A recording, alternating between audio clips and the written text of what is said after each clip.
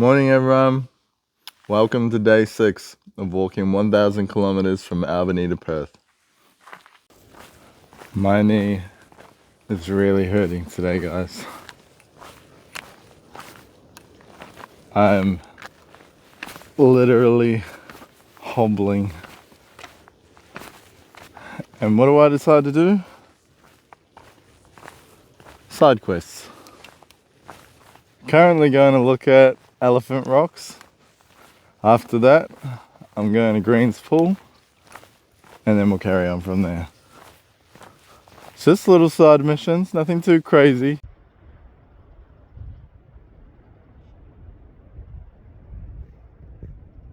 I wish I had legs like you right now. This is Greens Pool. Just left Elephant Rocks. Absolutely gorgeous here. Back on the coast, baby.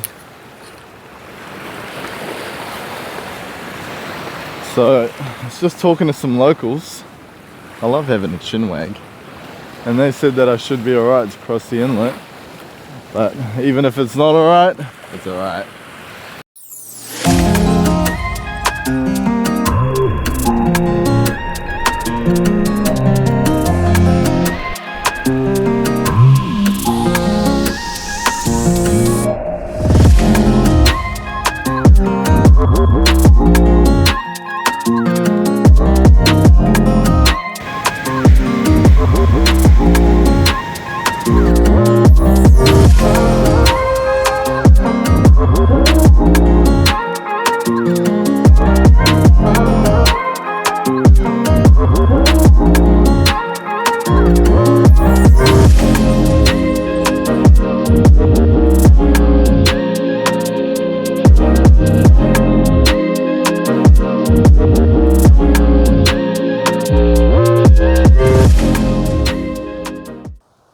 Holy moly, look at all these critters.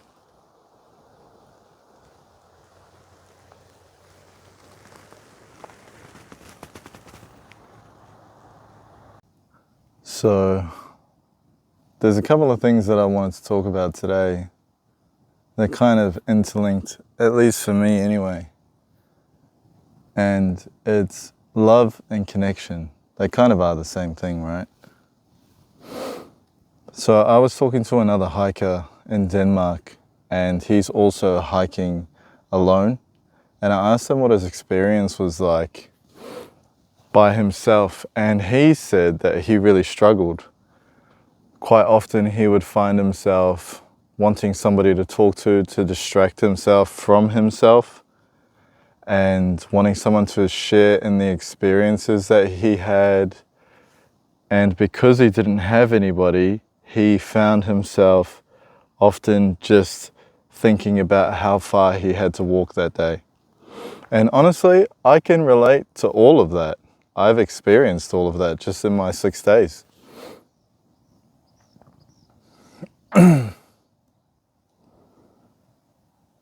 I've often found my mind experiencing thoughts of loneliness and wishing that I had somebody with me, somebody to talk to, somebody to share my experiences. But what's really helping me at the moment is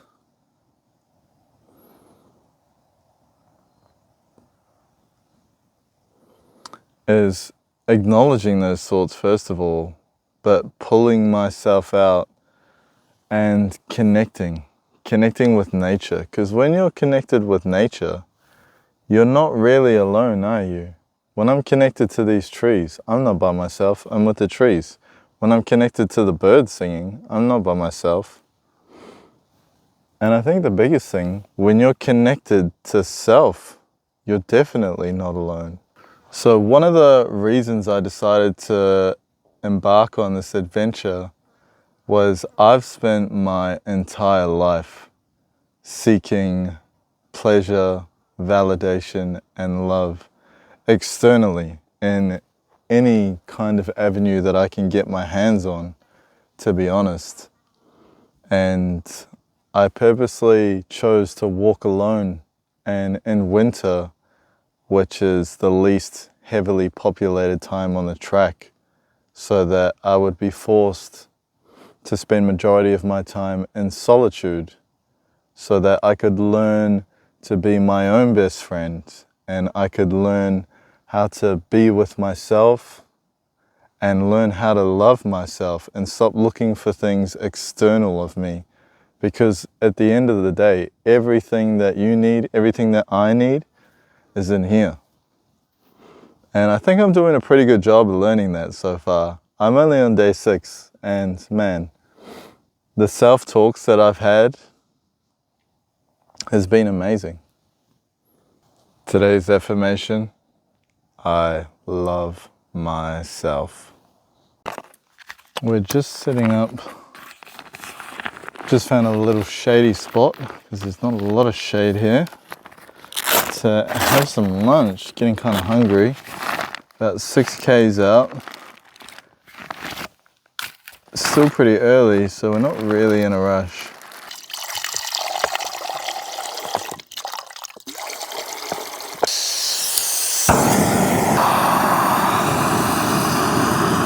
So this is ramen, dehydrated peas, corn, and some tuna. So I'm actually pretty excited. It doesn't look too bad. Let's see how it goes.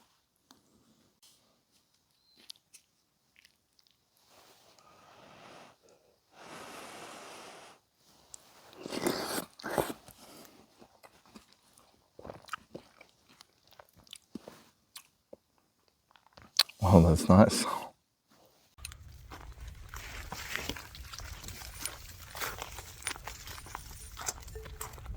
This is the 3rd piece of rubbish that I found in like 100 meters. I already picked up this map that someone left on the ground and another bit of plastic that's in my bag. Whoever that is, not cool, man. Not cool. Pick up your rubbish, G. Man, are you kidding me? This is insane. Who is this?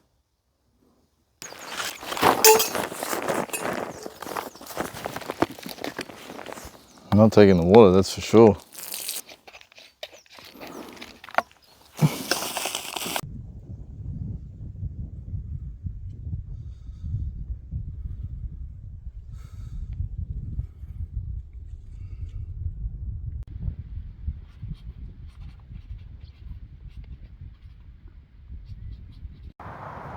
Gorgeous views. Gorgeous. Anyway, that was Dirk that we just met. And man, what a beautiful human that was. He is like, I don't remember if he said he's been on track for 33 days or the whole thing has taken him 33 days. I can't remember, but man, he's just absolutely smashed it. That's insane. Good on him. And he is like way heavier than I am. He's running like 20-25 kilos, which is insane, man. I guess in the scheme of things, like that's pretty standard, but whew, tell you what, that ain't for me.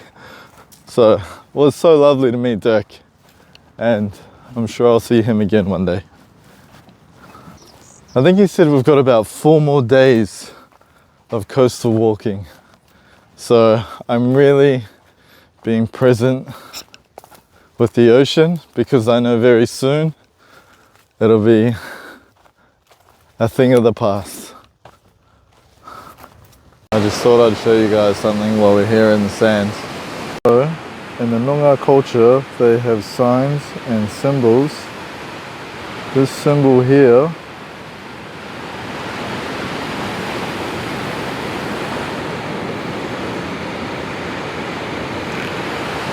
this means resting place or campsite. This means walking, porini, or traveling.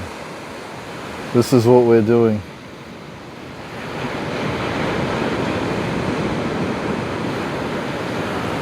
We are traveling from resting place to resting place.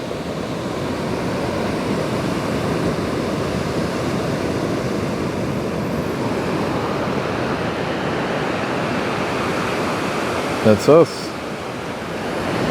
You know what's funny is it's easy to feel like you've missed a sign when you're walking on the beach and you don't know if you're going the right way or you've missed a turn. But a good telltale sign is by looking at the shoe prints in the sand, and you can tell which ones are the hikers because we wear a specific kind of shoe.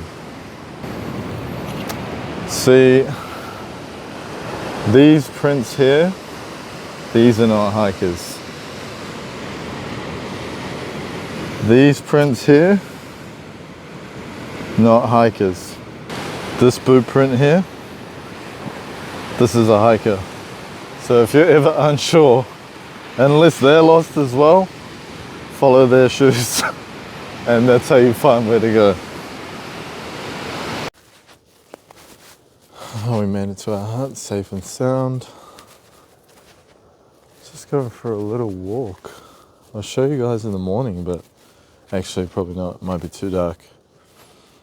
But there was a controlled burn here that looks like it got a little out of control.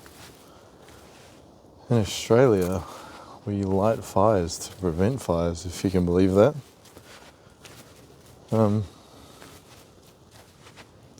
So yeah, it's just like nothing here, it's barren.